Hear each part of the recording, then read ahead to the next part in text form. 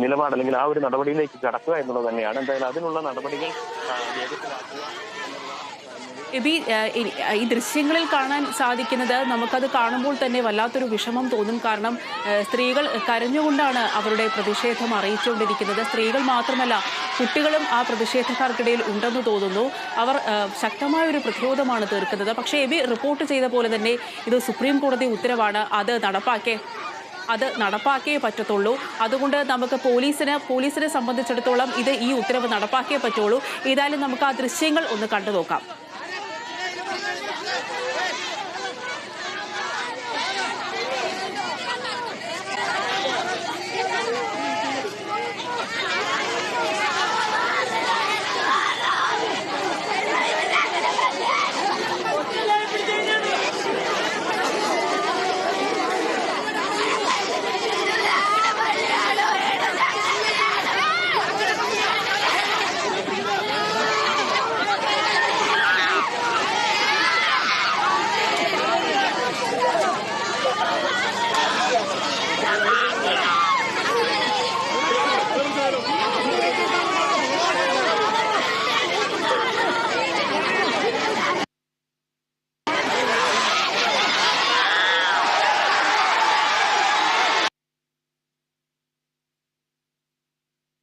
ചില സാങ്കേതിക പ്രശ്നങ്ങൾ ഉണ്ടെന്ന് തോന്നുന്നു. നമുക്ക് ആ ദൃശ്യങ്ങളിലേക്ക് മടങ്ങി വരാം. ഇപ്പോൾ നമ്മുടെ റിപ്പോർട്ടർ എബി തോമസ് ലൈനിലുണ്ട്. എബി,